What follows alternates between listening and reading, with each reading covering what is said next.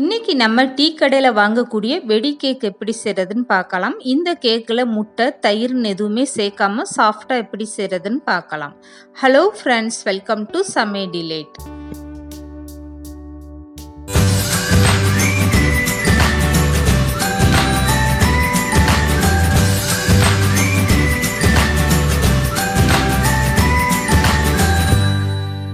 இப்போ வெடி கேக்கு செய்கிறதுக்காக ஒரு கப் அளவுக்கு நான் வெள்ளை சர்க்கரை எடுத்திருக்கேன். இது கூடவே 3-4 ஏலக்காய் சேர்த்துட்டு மிக்சி ஜாரில் சேர்த்து நல்லா பவுட்ரு பண்ணி எடுத்துக்கோங்க.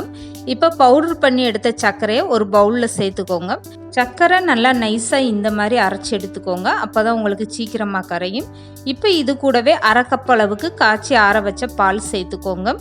எந்த கப்பில் நீங்கள் மைதா மாவு அளந்து எடுக்கிறீங்களோ அந்த கப்பில் ஒரு கப் அளவுக்கு சர்க்கரையும் அரை கப் அளவுக்கு பாலும் சேர்த்துட்டு இந்த மாதிரி நல்லா கலந்து கொடுங்க. இப்போ இந்த பாலில் சர்க்கரை நல்லா கரைஞ்சி வந்துருச்சு. இதுக்கப்புறமா அளந்து வச்சிருக்க மைதா மாவை சேர்த்துக்கோங்க. இப்போ 2 கப்பு மைதா மாவு சேர்த்துட்டு இது கூடவே 2 ஸ்பூன் அளவுக்கு ரவை சேர்த்துக்கோங்க.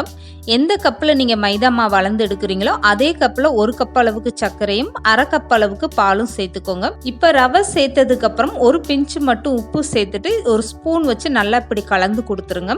நீங்கள் இதில் எக்ஸ்ட்ரா தண்ணி எதுவுமே சேர்க்க வேண்டாம். 2 கப்பு மைதா மாவுக்கு அரை கப்பு பால் கரெக்டான அளவாக இருக்கும். நீங்கள் ஒரு கப்பு மைதா மாவுனா அரை கப் அளவுக்கு சர்க்கரை எடுத்துக்கோங்க, 1/4 கப் அளவுக்கு பால் சேர்த்துக்கோங்க. அது கரெக்டான அளவு. இப்போ மைதா மாவு சர்க்கரை எல்லாமே சேர்ந்து நல்லா கலந்து கொடுத்தாச்சு. இதுக்கப்புறமா இந்த வெடி கேக்கில் ஒரு முக்கியமான பொருள் மட்டும் சேர்த்துக்கோங்க. இதில் 2 ஸ்பூன் நீங்கள் அரிசி மாவு சேர்த்து வெடி கேக்கு செஞ்சு பாருங்க, அவ்வளோ ஒரு கிறிஸ்பியாக இருக்கும்.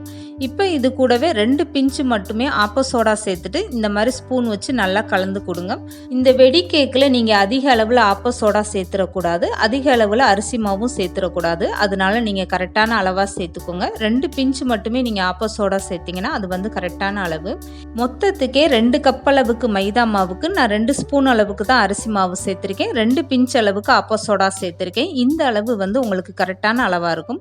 இப்போ இந்த மாவை அப்படியே மூடி போட்டுட்டு எடுத்து வச்சிருங்க. ஒரு அரை மணி நேரம்னாலும் நல்லா ஊறட்டும். அரை மணி நேரம் ஊறினதுக்கு அப்புறம் இந்த மாவை கையில் எடுத்து காட்டுறேன் பாருங்க, மாவு எந்த அளவுக்கு நல்லா கெட்டியா இருக்குன்னு.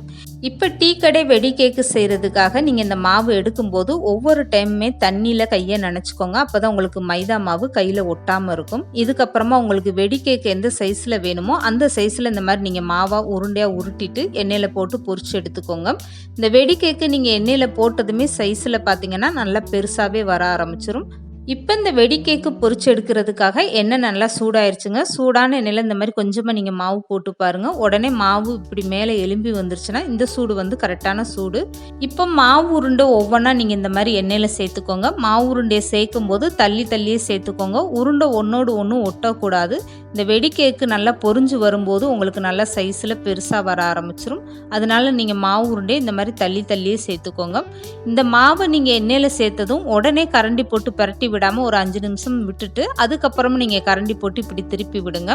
வெடி கேக்கு பொரிச்சு எடுக்கிற வரைக்குமே நீங்கள் ஸ்டவ்வை மீடியமாக வச்சுக்கோங்க. அதிக தீயில வச்சு பொரிச்சு எடுத்தீங்கன்னா உங்களுக்கு வெளியில் சீக்கிரம் வெந்த மாதிரி இருக்கும், உள்ளே மாவாட்டம் இருக்கும். அதனால மீடியமான தீயில இப்படி கேக்கை நீங்கள் பொரிச்சு எடுத்துக்கோங்க. இப்போ இந்த வெடி கேக்கு 2 பக்கம் நல்லா செவந்து வந்ததுமே நீங்கள் எண்ணெய் வடிச்சிட்டு வெளியில் எடுத்துருங்க. இப்போ பாருங்கள், இந்த வெடி கேக்கு நல்லா விரிசல் விட்டு எந்த அளவுக்கு ரொம்பவே சூப்பராக வந்திருக்குன்னு. இந்த வெடி கேக்கை நீங்கள் 2லேருந்து 3 நாள் வரைக்கும் வெளியில் வச்சிருந்து சாப்பிட்லாங்க. வெளியில் சாப்பிடல நல்லா மொறுமொறுனும் உள்ளுக்குள்ளே சாஃப்டாகவும் ரொம்பவே அருமையான டேஸ்ட்டாக இருக்கும். முட்டை தயிர்னு எதுவுமே சேர்க்காம ரொம்ப ஈஸியாக செய்யக்கூடிய இந்த வெடி கேக்கை கண்டிப்பாக நீங்களும் ட்ரை பண்ணி பாருங்கள், அருமையான டேஸ்ட்டாக இருக்கும்.